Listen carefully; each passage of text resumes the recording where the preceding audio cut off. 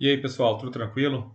Seja bem-vindo ao nosso canal. Hoje a gente vai dar uma olhadinha no relatório mensal referente a maio de 2020 do HGLG 11. Então, vamos lá dar uma olhadinha nesse relatório aqui e o que ele trouxe para a gente. Então, o valor de mercado está em R$ 181, sendo que a cota patrimonial está em 133, né? Então, o mercado está pagando um bom ágio aí pelo fundo. Isso faz com que o valor de mercado do fundo atinja 2,2 bilhões de reais, só que o valor patrimonial dele está por volta de 1 bilhão e 600 milhões de reais. Então ele tem uma ABL total de 458 mil metros quadrados, né, que dá um dividendo aí também em torno de 5,1% ao ano. Então, dentro dos comentários da gestão, ela falou um pouquinho aqui com relação à recuperação do IFIX do Bovespa, do problema que teve do coronavírus, né? E aí ele falou também que tem ainda um elevado grau de incerteza, né, que pode refletir em grande volatilidade, que é o que a gente está vendo aí no mercado. Então ele fala que houve alguns problemas com relação a algumas empresas que são locatárias, né, e entre elas aqui teve as lojas americanas. Então eles atrasaram alguns aluguéis e isso aí foi renegociado, igual a gente vai ver aí um pouco mais à frente.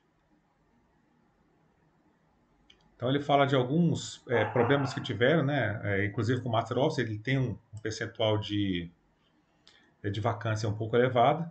Então eles falam aí o que foi tratado aqui com relação a esse mês, né? Então o mais importante é a gente dar uma olhadinha nos gráficos, né? Para ser um pouco mais simples, mais rápido. Então eles vinham aqui com 100% sem pleito algum de deferimento, né? De aluguel em janeiro e fevereiro. Quando foi em março, houve um pedido de diferimento de alguns aluguéis, né, em torno de 34%. Agora, em abril e maio, o fundo concedeu, né, alguns diferimentos, né, e negociou algumas operações, de formas que a gente colocou um pouco para frente aí a questão dos rendimentos. Né? Então, o fundo resolveu receber um pouco menos agora, para poder receber um pouco mais lá na frente e não ficar em inadimplência ou então ter que mover uma ação judicial. Então, foi uma decisão da gestão e aqui a gente consegue ver nesse gráfico, né, o que isso representou. Então, em janeiro e fevereiro, a distribuição normal de 100% do resultado. Né? Em março, abril e maio, houve uma redução. E isso aí vai ser jogado para frente. Né? Tem quem deixou de pagar aqui, na verdade, que ficou inadimplente, foi comercializado.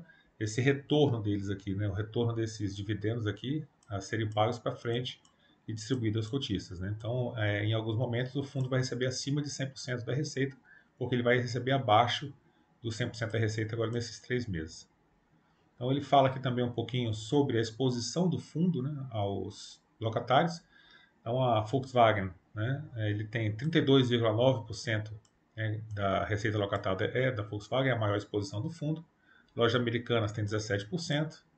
A Kremer, né, que é do setor farmacêutico, 10,8% desse farmacêutico. A Ericsson, 8,5%. Tetra Pak, 7,7%. A Gerdau, 5,5%. E o FedEx também, 5,5%. A composição da cota patrimonial, 1 bilhão 150 milhões em imóveis, 400 e poucos mil reais em caixa e ativos líquidos, é o que dá um patrimônio de perto de 1 bilhão e 600 milhões de reais.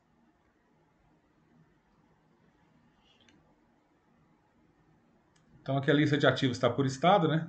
No Rio de Janeiro tem o Gerdau, em Minas Gerais, Loja Americanas Berlândia, e em São Paulo tem diversos outros, Master Office, Centro Empresarial Atibaia, o Brascabos do Rio Claro, o Testtown, Tetra Pak, o FedEx do Guarulhos, Condomínio SJC, o Volkswagen Vinhedo, e lá em Santa Catarina, o Creme Blumenau.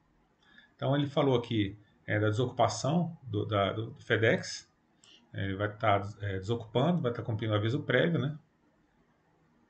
O imóvel já está desocupado e houve um acordo aí de compensação e que vai ser pago. E aí então o gestor está falando aqui que a locatária deixou uma série de equipamentos e vai facilitar isso às futuras locações. Então teve também o aditamento de aquisição de um imóvel, né? O imóvel fica lá em Extrema e ele conseguiu postergar alguns pagamentos. Né? Então já tinha dado um sinal aqui de 9 milhões e 200 mil, né? Desse imóvel de 89 milhões, vai continuar pagando esses mesmos 89 milhões, só que de uma forma diferente, conseguiu postergar alguns pagamentos por conta da crise. E aí já faz jus a receber 10% das receitas de locação desses imóveis aí que ele está adquirindo, porque ele já deu um sinal em torno aí de 10% para aquisição. Com relação à composição do resultado, a gente consegue ver que o total de receitas aqui para o mês de maio foi de 6 milhões, né? Bem menor do que a receita de outros períodos, por exemplo, o de abril. E aí a despesa de 1.345.000, que deu um resultado aqui de 4.915, né? 4.915, só que o rendimento distribuído não baixou, ficou em 9 milhões, ou seja, ele teve que queimar um pouquinho de caixa, né?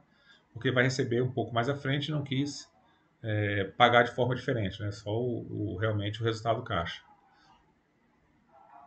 Aqui a gente vê a questão da variação, né? O resultado, então o resultado é bem diverso, né? Mês após mês, só que o fundo ele suaviza isso, fazendo uma distribuição bem regular na faixa de 75, 78 centavos durante esses meses aí para trás. Com relação à rentabilidade do fundo, esse gráfico aqui explica bem, fala sobre o rendimento, né, e a rentabilidade do HGLG11, que é essa linha escura. A gente tem o CDI bruto, né, que é essa outra linha aqui, e o rendimento do IFIX, que está abaixo aqui. Então ele conseguiu bater o CDI e o IFIX. A liquidez tem melhorado bastante, a gente vê aqui o aumento do número de cotistas, né? De um ano para cá, ele saiu de 73 mil cotistas para quase 200 mil, né? 188 mil cotistas. Então é um fundo que está crescendo bastante e com um bom volume financeiro, né? Então a liquidez muito boa. Então a carteira, classe de ativos, 73,5% está em imóveis, né? Tem uma posição grande de caixa, né? Renda fixa, e também as posições em CRI, FI e LCI. Aqui estão os empreendimentos, né? Então o principal locatário aqui, a contribuição é da Volkswagen, depois lojas americanas, né? E a loja americana ficou inadimplente. E o restante é a Condomínio SJC, a Kremer. A gente vai ver o tamanho aqui da Volkswagen quando a gente for dar uma olhadinha nos ativos. Aqui está a distribuição dele, distribuição geográfica desses ativos. Então a grande maioria está em São Paulo, tem aqui em Minas Gerais, Rio de Janeiro e Santa Catarina apenas um ativo em cada. Então, a concentração, a maioria dos imóveis na região de São Paulo. A gente veio aqui com preço por metro quadrado, né, na ordem de R$ 21,00, né? E 7% de vacância, em torno de 6 a 7% de vacância. O vencimento dos contratos aqui quase todos eles acima de 2024, né, que é bom, tem um bom tempo ainda de contrato a ser vencido. E os índices de reajuste bem dividido aqui entre GPM e IPCA e entre o tipo de contrato, né, tanto típico quanto atípico. E aqui são os imóveis do fundo, né? Kremer Blumenau, tem uma ABL de 65 mil metros quadrados, está 100% locado. O Master Offices, né, é pequeno, 14 mil metros quadrados, mas tem uma vacância na ordem de 23%. Lojas Americanas de Uberlândia tem 89 mil metros quadrados, é 100% ocupado.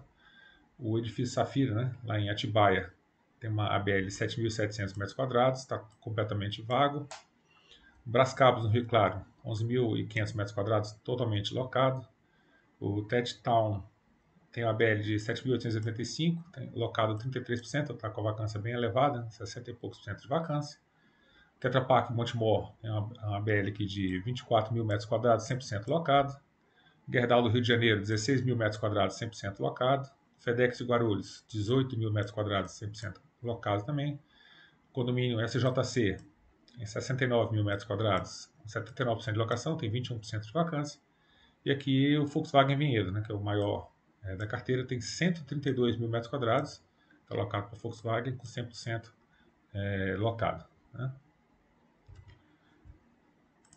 Então, essa aí que a gente tinha para passar para vocês sobre o relatório de gerencial de maio de 2020 do HGLG11. Espero que vocês tenham gostado. Se vocês gostaram, deixe o joinha, se inscreva no canal e, principalmente, fique tranquilo.